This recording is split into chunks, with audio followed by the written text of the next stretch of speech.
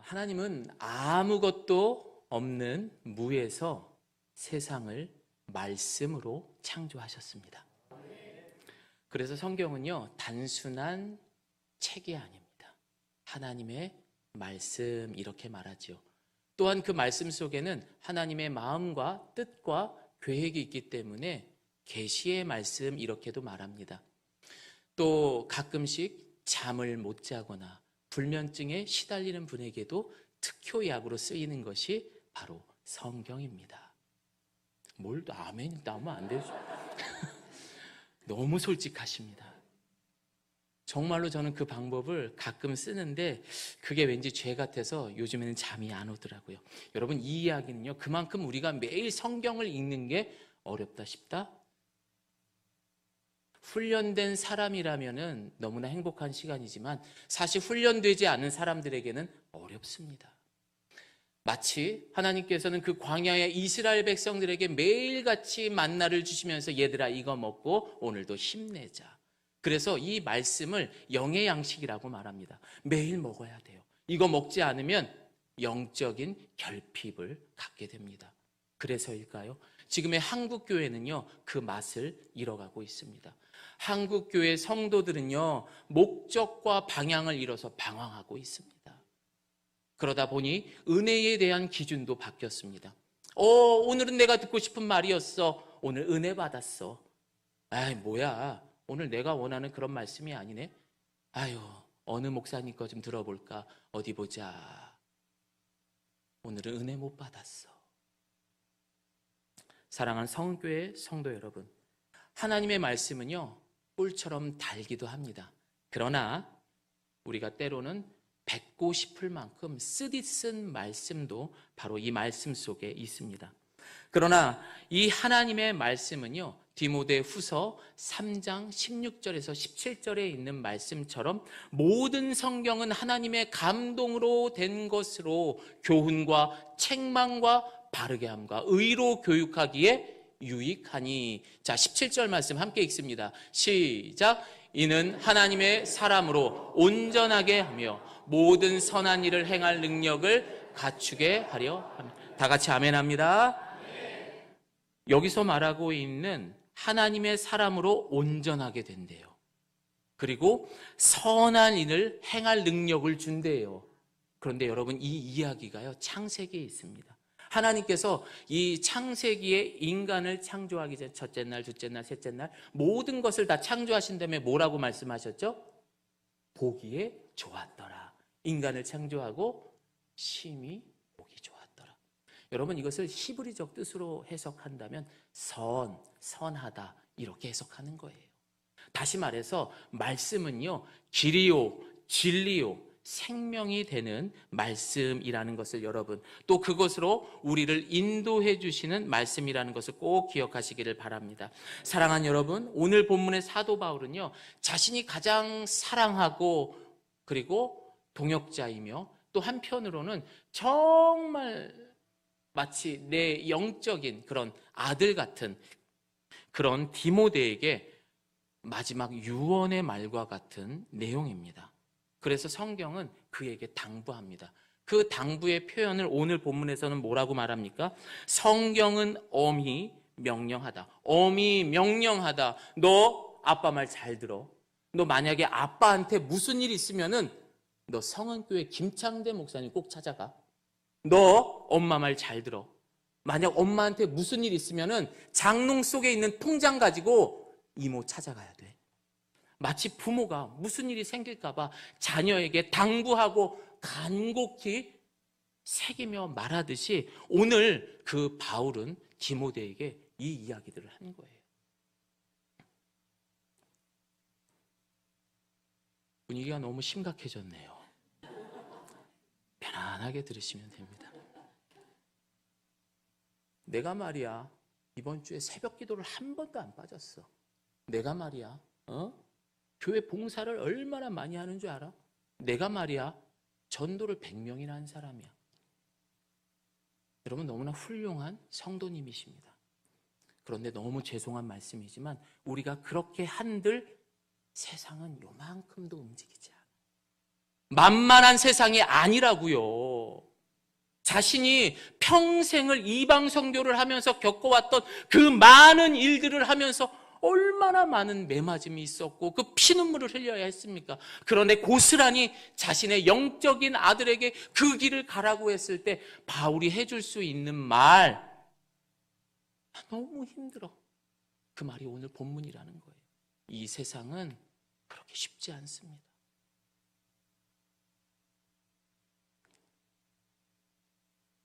세상은 결코 쉽게 변하지 않습니다. 여러분, 우리 아이에게 프로스펙스나 르카프 이거보다는 나이키 신켜야죠. 아유, 남들 하는 것만큼 그 학원 보내야죠. 그렇게 했더니 얘가 실수로 반에서 1등을 하네요. 그리고 좋은 대학도 가네요. 그리고 좋은 회사도 들어가게 됩니다. 아이고, 주님 감사합니다. 그리고 어느 날 아들에게 전화가 옵니다. 엄마, 오늘 건강검진 했는데 내가 좀 많이 아프대. 난리가 나죠. 그리고 뭐라고 합니까? 하나님, 어떻게 이럴 수가 있습니까? 하면서 잘 되면 내 공로가 되는 것이고 안 되면은 하나님 탓을 하는 것. 그것이 또한 오늘날의 우리 성도의 현실입니다. 그런데 우리가 이 모든 것들을 다 알고 있어요. 그러면 안 된다라는 것을 알고 있으면서도 우리는 부모기 때문에 정말 열심히, 다시 말해서 죽도록 일하고 자녀들에게 뭔가를 해주고 싶은 거예요. 그리고 어떻게 합니까? 그거 못 해주면 어떻게 해요? 그 위대한 이름, 아버지라는 이름, 그 위대한 이름, 어머니라는 이름이 한순간에 그 자식 때문에 못 해줬다라는 이름 때문에, 그것 때문에 그 아버지, 어머니의 이름은 초라하고 능력 없는 죄인이 돼버리는 겁니다. 그래서 우리는 세상을 다르게 보는 관점이 필요합니다. 여러분, 우리가 육의 눈으로 우리의 가족을 보면 아이고, 내가 사랑하는 내 아들, 아이고, 하늘 같은 내 남편, 아이고, 우리 바다 같은 내 아내, 이렇게들 하시나요? 솔직하십니다. 예.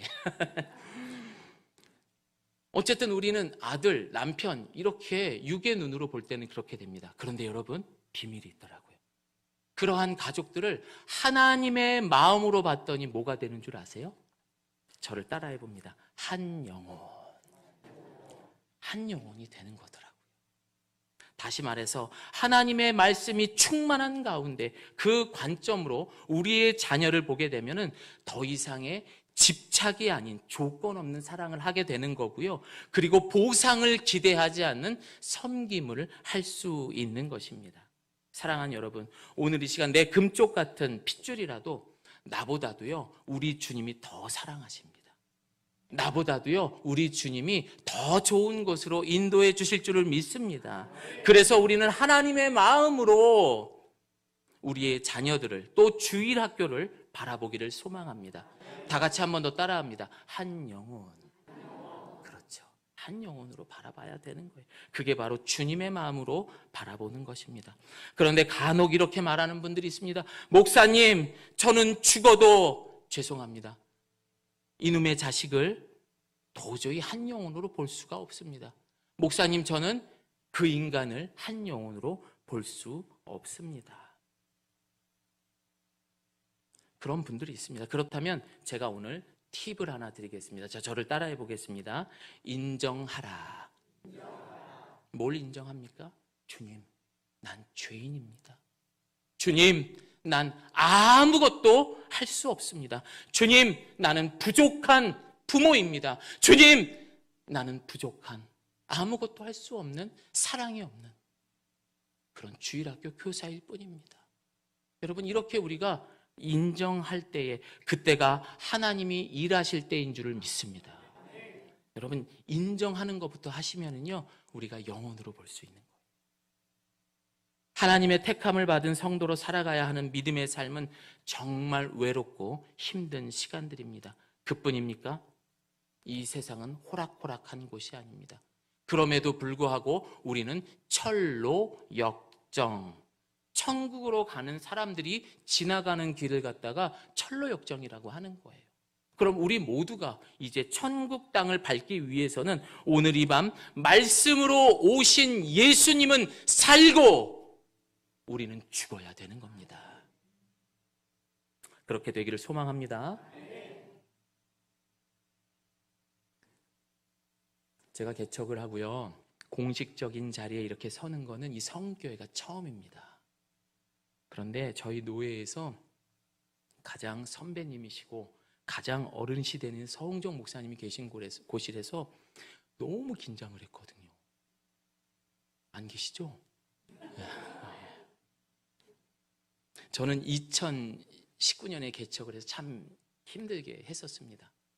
그런데 우리 성은교회 성도님들의 그런 관심과 기도, 또 서목사님, 또 김창대 목사님께서 많이 저희 교회를 돌봐주셨어요. 그래서 한 번 정도는 인사를 하고 싶었다. 그런데 그게 오늘이 되었네요. 너무너무 감사드립니다. 무섭지 않은 목사님입니다. 또 그렇게 전달하시면 안 돼요. 2019년에 가정에서 어머니와 아내와 그리고 제 딸 5살짜리 딸과 함께 개척을 시작했습니다. 예가교회 뽀로로 책상에서. 그렇게 해서 로마서 말씀부터 묵상을 하면서 시작을 했습니다. 하나님께서 그 모습을 예쁘게 보셨는지 6개월 만에 예배당을 주셨더라고요. 야, 너 예배당에 갔는데 성도가 없는 거예요. 너 심심하지? 내가 너에게 개척 동기 하나를 보내줄게. 그 동기의 이름이 뭔지 아세요? 코로나19예요. 그래서 저는요, 이야, 이것도 뭐 이 개척에 또 이 코로나19라는 이 동기와 함께 이제 개척을 시작을 한 거죠. 야, 근데 얘가 저를 갖다가 자극하기 시작을 하네요. 그래서 저는요, 뭘 해야 되나 해가지고 무작정 제가 가지고 있는 게 몸뚱아리밖에 없잖아요. 그래서 나가서 청소부터 시작을 했습니다. 그 주변에 술집들이 있다 보니까 사실 별일들이 다 있어요. 제가 조금 더러운 얘기인데 한번 해도 될까요? 웃는 거는 긍정의 말이죠. 한 번은 교회 새벽에 왔는데 이건 분명 동물의 변이 아니었습니다. 와, 진짜 이만큼이었어요. 그런데 제 마음 가운데 정말 다행히도 사람으로 보지 않고 저희 1층에 계신 그 사장님을 영혼으로 봤는지 그분이 아침 출근부터 그것을 보면 얼마나 기분이 나쁠까 하는 그런 은혜가 저에게 쏟아지는 거예요. 그럼 저는 바로 올라가서 비닐 장갑 한 12개를 낀 것 같아요. 그리고 그걸 다 치웠어요. 그리고 나서요, 한 3일 동안 그 손의 느낌이 계속 남아있는 거예요. 뭘 또 어마하게. 제가 이런 사람입니다. 근데 여러분, 그렇게 해도요, 전 뭔가 좀 솔직히 기대를 했어요. 근데 뭐 아무 일 없더라고요.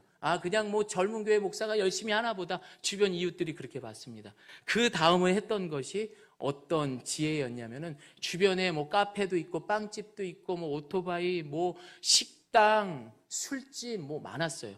근데 코로나 많이 힘들었잖아요, 그때. 이분들을 도울 수 있는 걸 해보자. 그래서 저는 재능 기부로 해서 저희 교회 이름과 지도도 다 빼버렸어요. 그리고 이런 걸 만들었었어요. 3단 리플릿지를 만들어서 온전히 저희 지역에 있는 분들 것만 홍보를 했었어요. 한 4,000장 정도를 이걸 주문을 했습니다. 그리고 나서 은평구에 있는 이마트에서 성탄절에도 나가서 이걸 돌렸어요.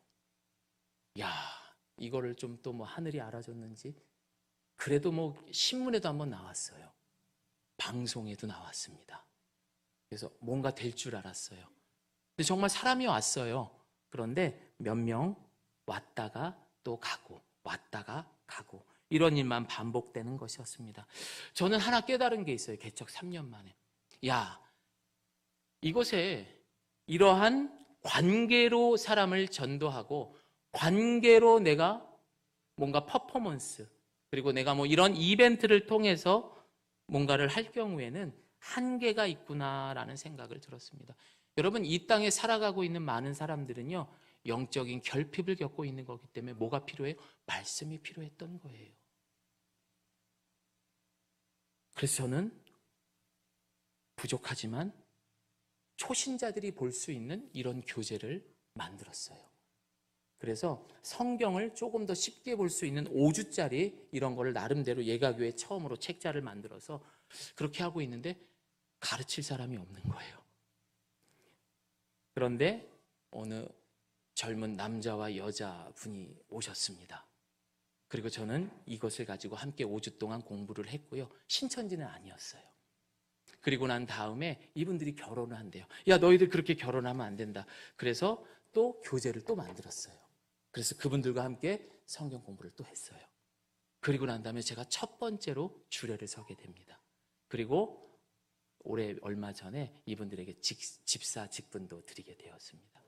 정착을 하셨죠. 그래서 너 이거구나. 이 말씀으로 사람을 양육하고 말씀으로 세워야 하는구나라는 것을 알게 되었습니다. 그래서 오늘 본문의 말씀을 보면은 바울은 디모데에게 누차 강조를 합니다. 말씀에 대해서요. 아, 그렇구나. 그래서 말씀에 대해서 그 유언을 해야 한다면 여러 가지 할 수 있는데 굳이 그 얘기만 이유가 있었더라라는 것입니다. 여러분, 우리 옆에 분하고 이렇게 인사했으면 좋겠습니다. 말씀을 내 몸과 같이 사랑하자. 예. 그래서 여러분, 이 세상에서 가장 좋은 약이 뭐라고 그랬죠? 요거 답을 알면 옛날 사람들이에요. 요거 한참 오래전의 유머거든요. 맞아요. 신약과 구약입니다. 여러분, 이 세상의 뉴스를 보고 주변을 보면은요, 정말 다 뽑아버리고 싶은 잡초뿐입니다. 하지만 내 안에 그 말씀으로 그 잡초를 품을 때 그 잡초는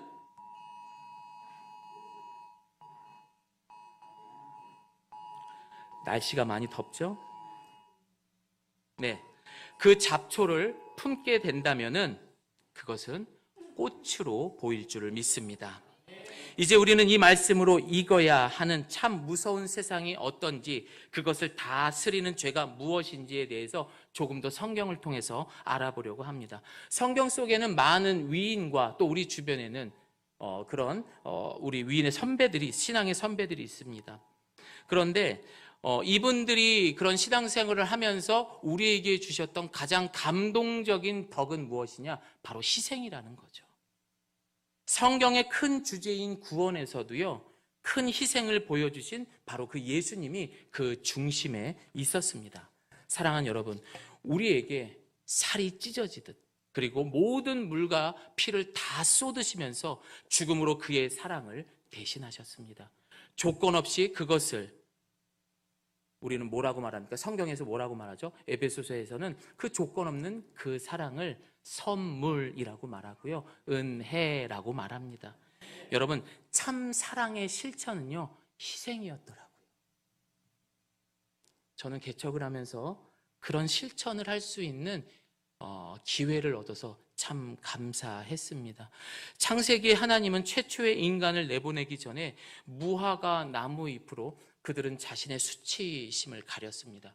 그러나 하나님께서는 너희들은 죄를 지었기 때문에 이들을 내쫓기 전에 뭘 해 입히시죠?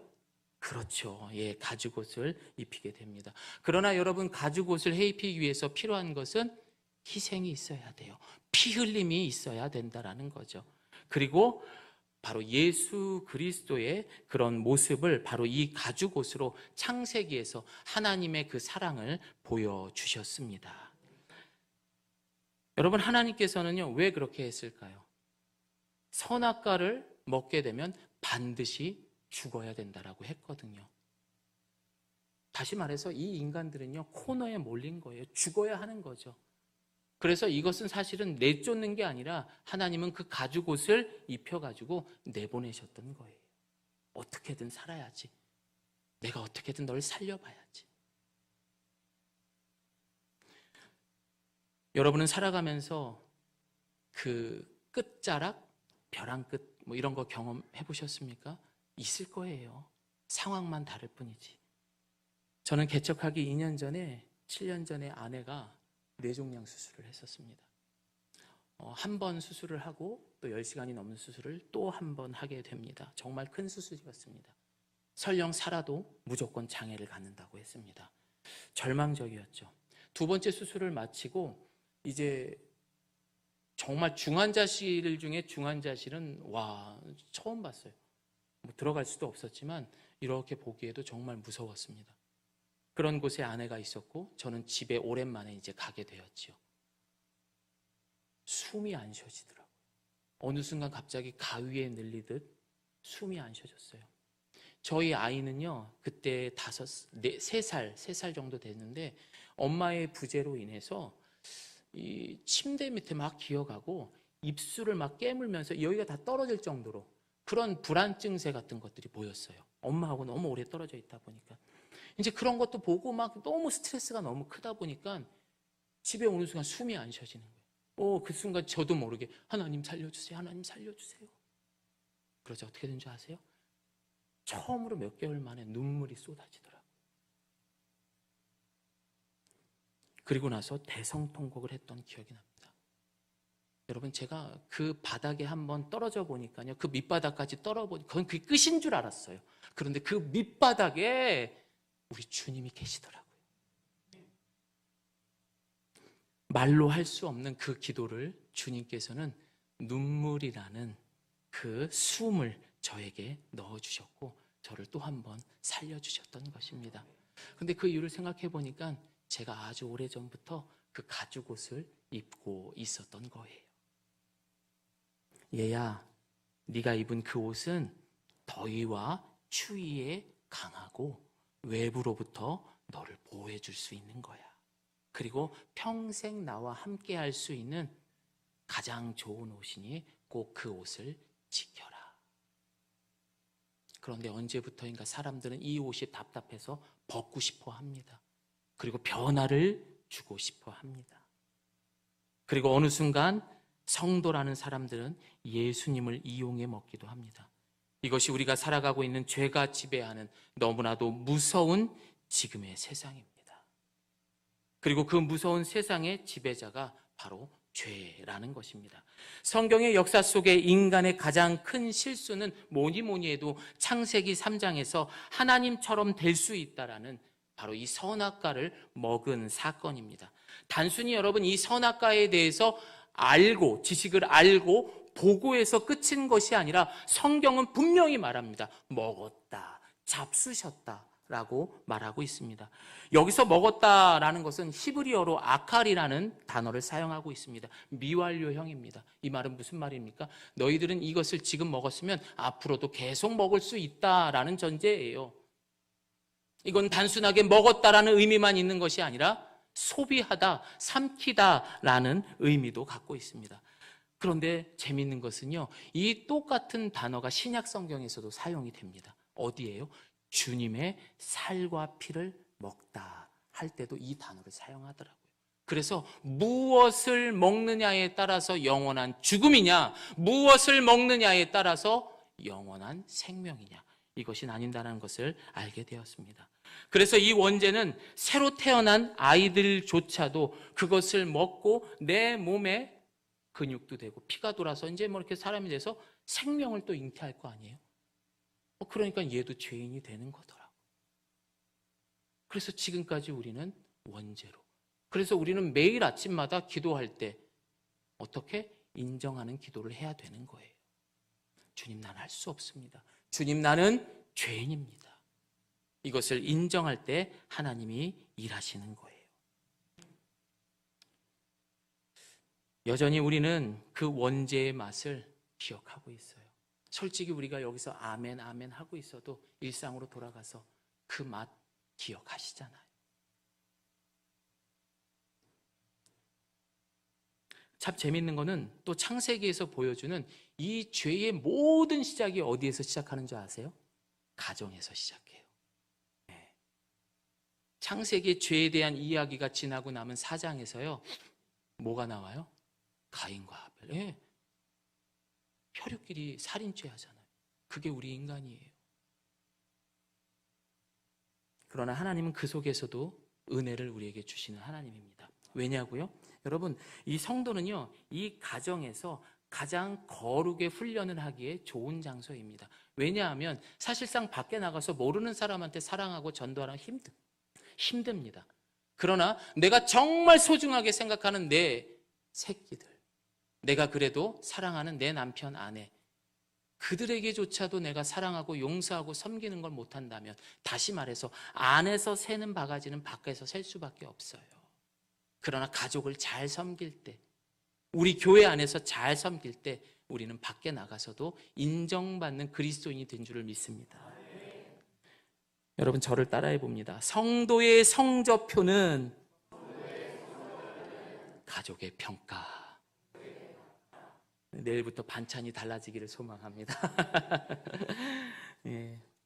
그리고 이 죄는 이 땅에 들어왔고 여자와 남자를 통해서 그 죄의 그런 본질의 모습을 하나하나 낱낱이 보여주고 있습니다. 제가 오늘 굳이 이 창세기 얘기를 왜 하느냐? 여러분, 바울이 디모데에게 사랑하는 마음으로, 그런데 얘가 나가야 할 세상이 어떤 세상인지 가르쳐주기 위해서, 또한 우리도 우리의 자녀들에게, 주일학교 애들에게 그 적이 무엇인지 알기 위해서 우리가 함께 보고 있는 것입니다. 크게 이 죄의 형벌은 그리고 여자에게 그리고 남자에게 보여주고 있습니다. 첫 번째, 여자에게 준 형벌은요, 함께 3장 16절 말씀 큰 소리로 읽어봅니다. 시작.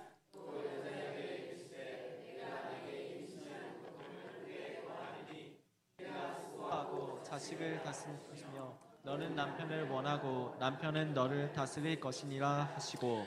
이 이야기는 단순한 아이를 낳고 산통의 의미를 말하는 것이 아닙니다. 만약에 독신으로 살거나 남자들은 그럼 이 고통은 모르는 건가요? 이 벌은 받지 않는 건가요? 아니죠. 상징적인 것이죠. 마치 여러분들이 그 가정 안에서 이루어지는 그 죄의 형벌이 마치 여자가 아이를 낳는 듯한 그런 고통을 느낄 것이다. 그런데 그 가정 안에서의 그 죄의 본질이 뭔지 아십니까? 그 뒤에 뭐라고 말합니까? 남편을 원하고 남편은 너를 다스릴 것이다. 우리 여자분들, 이 얘기가 뭡니까? 막 여러분 남편을 막 원하세요? 아닌 것 같네요. 히브리어에 보면은요, 생략법이라는 표현을 하고 있습니다. 반복되는 것들이 있으면은요, 그걸 하나를 빼버리는 거예요. 그래서 이거는 여자에게만 이야기하는 것이 아니라 남자에게도 똑같이 이야기를 하고 있는 것입니다. 가장 가까운 부부 사이지만 거기에 님이라는 글자에 점 하나를 찍으면 남이 되는 것처럼 가까운 부부 사이에 그 죄로 인하여서 서로를 다스리기를 원하고 정복하기를 원하고 또한 욕심이 가득한 그 가정의 모습. 당신이 말이야, 내 말이 맞다고. 무슨 소리 하는 거야? 남편이면 좀 남편답게 굴어. 서로의 말이 옳다고만 서로 싸우기만 합니다. 그러나 그 통증이 어떻다고요? 마치 여자가 아이를 낳은 듯한 그런 통증처럼 여러분들은 죄의 형벌을 받을 것이다 라고 성경은 가정에 대해서 먼저 죄에 대해서 이야기를 했습니다. 두 번째로 아담에게 주어진 죄의 결과는 무엇입니까? 우리 함께 읽어봅니다. 시작. 너로 말미암아 저주를 받고 너는 내 평생에 수고하여야 그 소산을 먹으리라. 오늘 본문의 아담의 죄는 땅에서 소산을 얻기 위해 수고를 해야 한다라고 말합니다. 이 말을 간단하게 요약하면 저를 따라합니다. 죽도록 일해야 하는 세상. 이 여자가 해산하는 그 고통이라는 말과 남자가 수고해야 한다는 이차본이라는 이 히브리어가 똑같은 의미예요. 그러니까 다시 말해서 일하는 게 고통받는 거예요. 죽도록 일해야 된다는 겁니다. 그런데 그렇게 죽도록 일한 다음에 어떻게 합니까? 죽도록 소비하잖아요. 나를 위해서. 그러니까 이 먹다라는 의미 속에 모든 죄에 대한 내용이 다 담아져 있습니다. 결국 선악과를 먹다에 사용한 아칼이라는 단어는요, 창세부터 지금까지 이 죄로 인한 우리의 세상 속에 반복되며 사용되는 미완료형으로 2023년 살아가는 우리에게도 사탄 마귀는 그렇게 역사하고 있는 것입니다. 우리가 살아가는 이 세상은 그렇게 호락호락하지 않습니다. 여러분, 만만하게 보면 안 돼요. 우리가 기도 좀 했다고 해가지고 막 그렇게 하면 안 돼요. 오늘 정말 친한 것 같았어요. 아유, 집사님.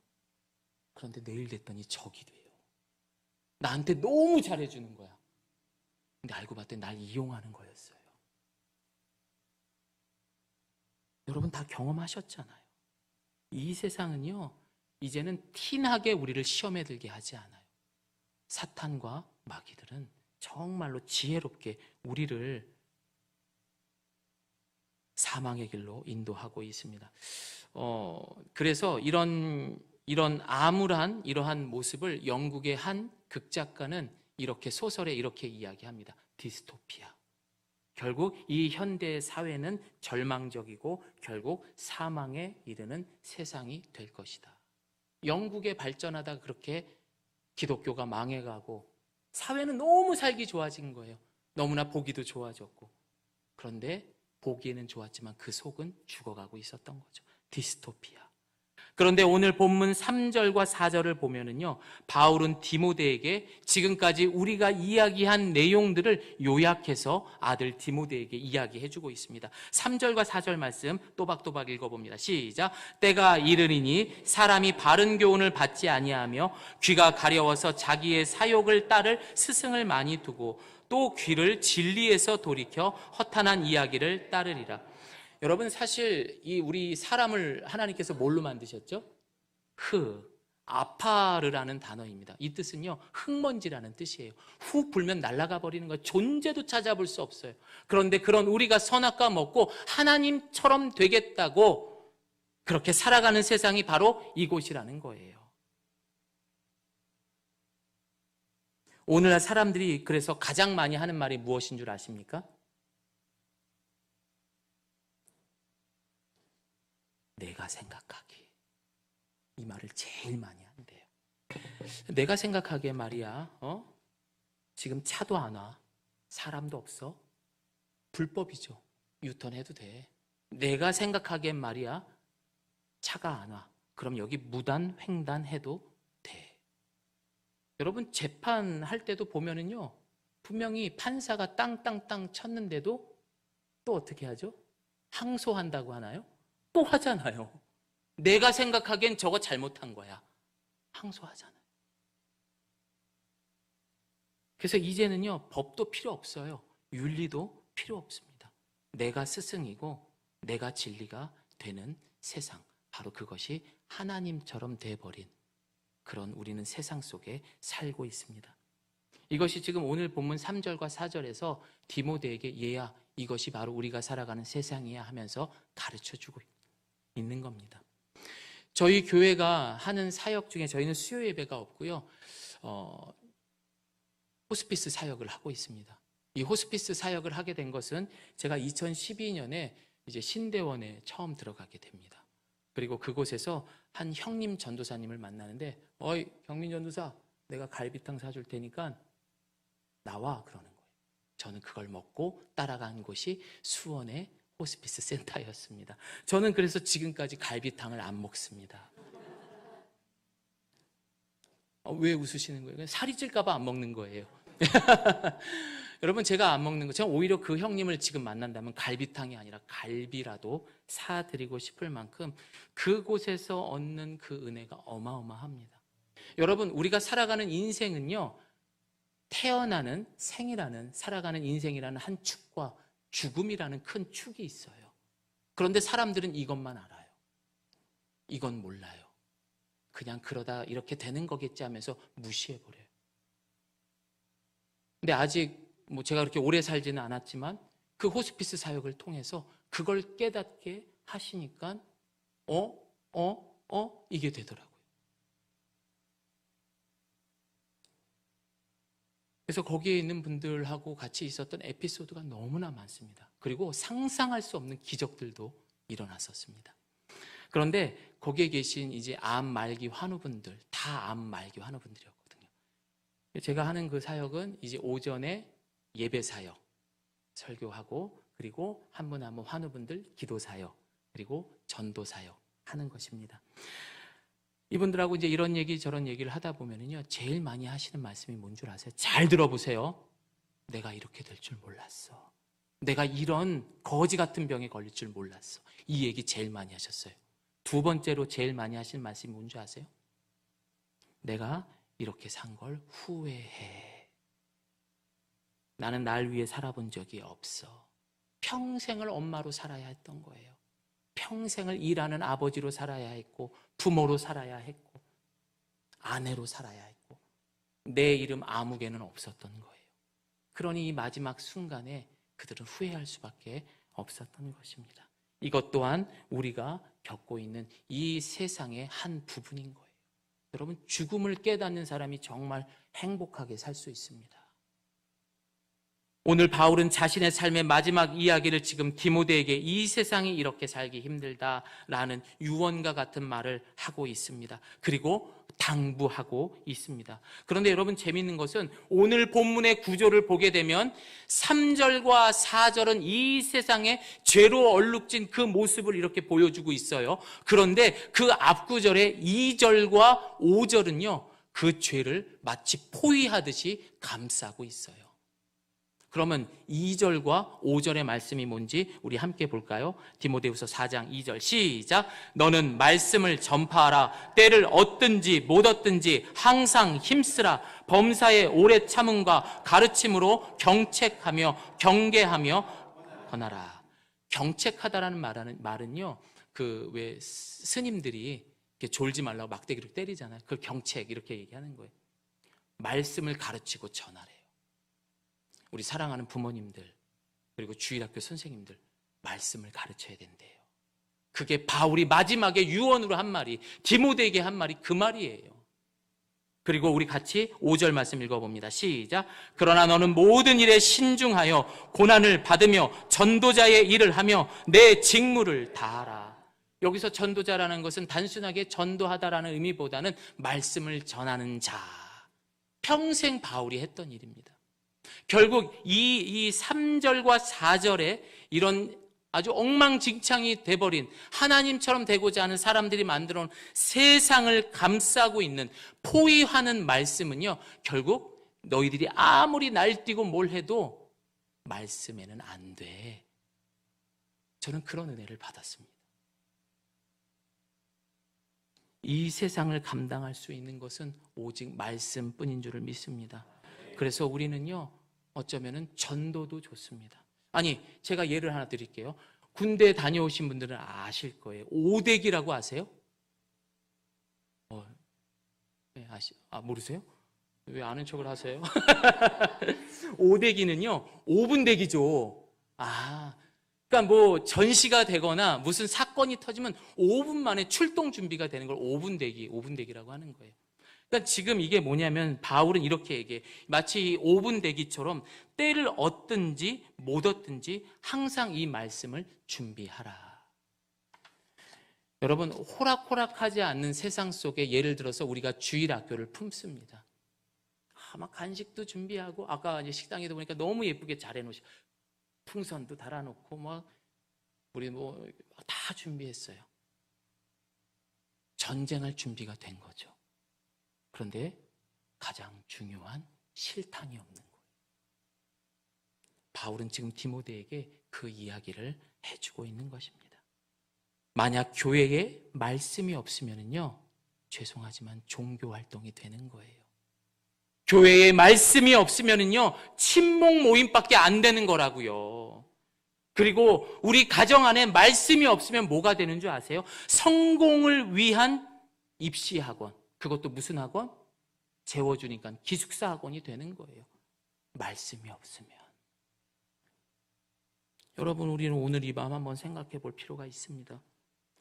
과연 우리 교회에 말씀이 있나? 과연 내가 우리 가정에 말씀이 있었나? 우리 아들하고 딸하고 말씀을 언제 읽었지? 우리 남편하고 언제 말씀을 읽었지? 그게 아니면 기숙사 학원이 되는 거예요. 여러분, 이 무서운 세상에 내 금쪽 같은 새끼 내보려면은 이 아이에게 뭔가 보호막 같은 거라도 씌워 보내줘야죠. 뭔가 얘네들이 그곳에서 버틸 수 있는 면역력 같은 거, 이런 거 뭐 홍삼이라도 먹여야죠. 아무것도 준비 안 된 그런 애들 내보냈다가 어떻게 될지 어떻게 알아요? 여전히 이 세상은 고통과 슬픔과 그리고 다양한 죽음으로 우리를 위협하잖아요. 얼마나 무서워요, 여러분. 기사만 보면은 뭐 이렇게 해서 죽고 이렇게 해서 살인하고. 이제 말씀을 마무리합니다. 평생의 이반 선교사이자 전도자 바울은 사실 고독하고 외로운 사람이었습니다. 로마의 차디찬 감옥에서 이제 몸도 마음도 지쳐 있었고, 그리고 이제 오늘 보면 6절에 보면은 자신의 죽음을 예고하고 있습니다. 모든 것이 끝났어요. 여러분 한번 입장을 바꿔놓고 생각하면 여러분 그 기분이 어떨까요? 내가 사랑하는 요 이렇게 이쁜 자녀들을 놔두고 내가 먼저 떠난다? 그러나 여러분 그런 마음이 바울에게만 있을까요? 우리도 똑같다라는 거죠. 그렇죠? 그래서 제가 영상 하나를 준비했습니다. 경혜 씨는 아들의 얼굴을 만지고 또 만져봅니다.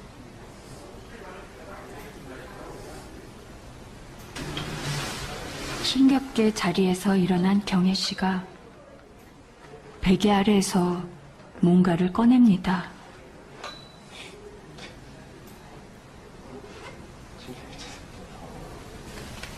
아껴놓은 쌈짓돈입니다. 이거 나한테 내줘.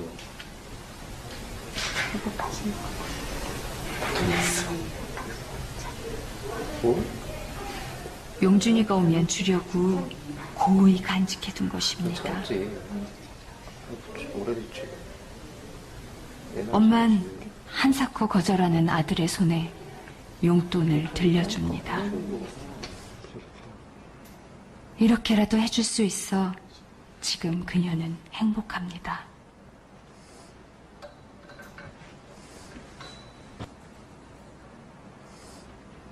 안녕하세요. 호스피스 병원 담당 의사입니다. 예. 저기 다름이 아니고요. 우리가 이제 지켜보고 있는데 그 이분이 상태가 조금 많이 힘들어지셨어요. 이젠 그녀를 떠나보낼 준비를 해야 할 듯합니다. 전화드렸어요. 하지만 이별은 그 누구에게도 익숙해질 수 없는 일입니다.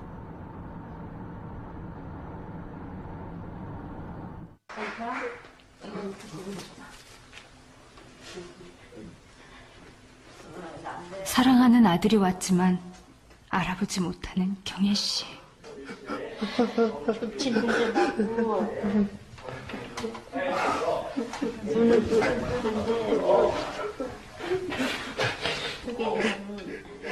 제대로 인사도 못했는데 이대로 엄마를 떠나보낼 순 없습니다.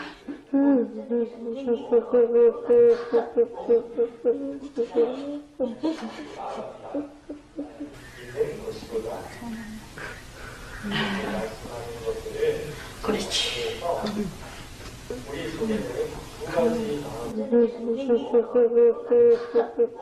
아들이 행여 마음이라도 다칠까 경혜 씨가 아들을 다독입니다.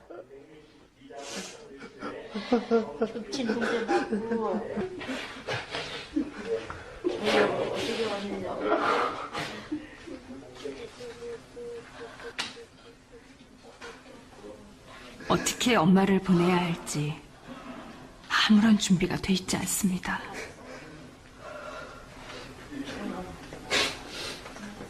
조금 나오고 뱃속에는 나쁜 혈육이 나가는데 네, 이제 됐습니다. 네.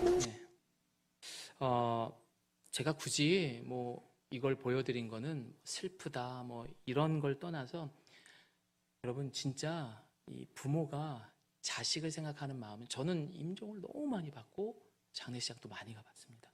2012년도부터 했으니까. 그렇죠? 근데 부모는요 그 와중에서도 자식을 알아보더라고요. 근데 엄마는 아이에게 해줄 수 있는 거는 그저 쌈짓돈을 주는 게 다였습니다. 그런데 오늘 바울은 뭘 줬죠? 말씀을 줬어요. 출애굽 이후에 이스라엘 백성이 가야 하는 광야는요 사람이 살 수 없는 어쩌면 곧 죽은 땅과 같은 곳이었습니다. 그러나 하나님의 말씀이 그곳에 함께 있더니 하나님의 통치하는 하나님 나라가 되더라고요. 그 광야가 하나님 나라가 되더라고요.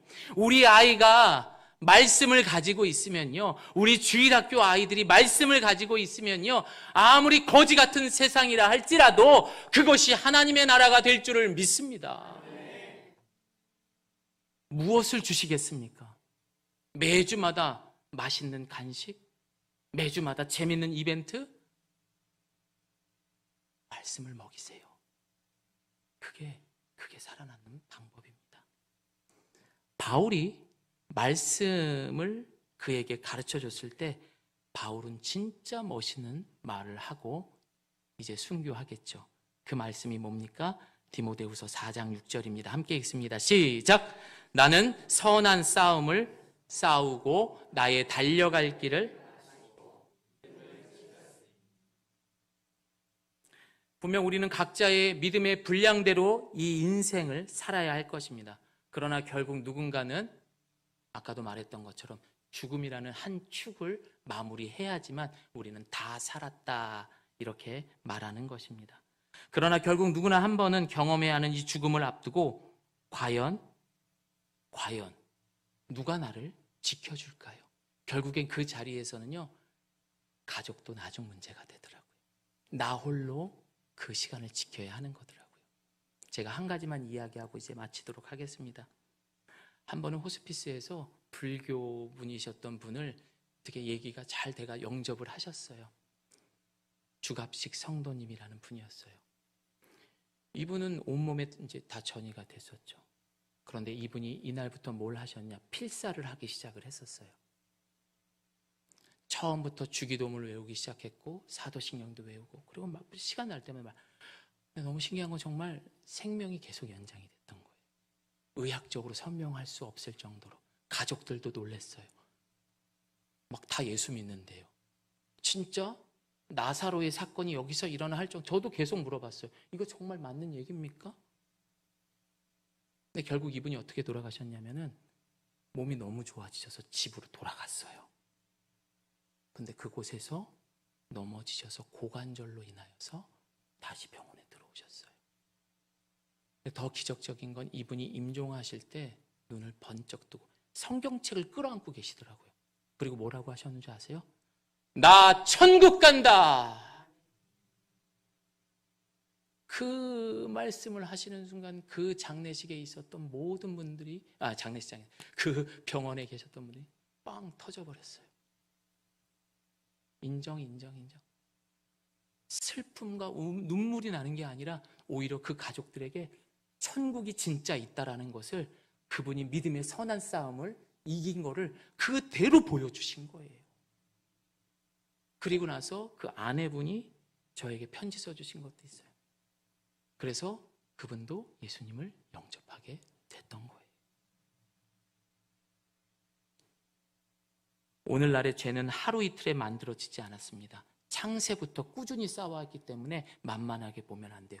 그래서 우리는 말씀으로 대적해야 되는 겁니다. 우리가 정말 사랑하는 우리의 자녀라면은, 우리 주일학교 아이들이라면은 말씀을 심어주세요. 그게 유일한 이 아이들을 지킬 수 있는 면역력이 될 것이고 보호막이 될 줄 믿습니다. 오늘 이 밤 한 치 앞도 내다볼 수 없는 우리의 이 인생에 말씀을 먹고 가르치고 전할 수 있는 우리 성은교회 성도님 되시기를 예수님의 이름으로 축복합니다.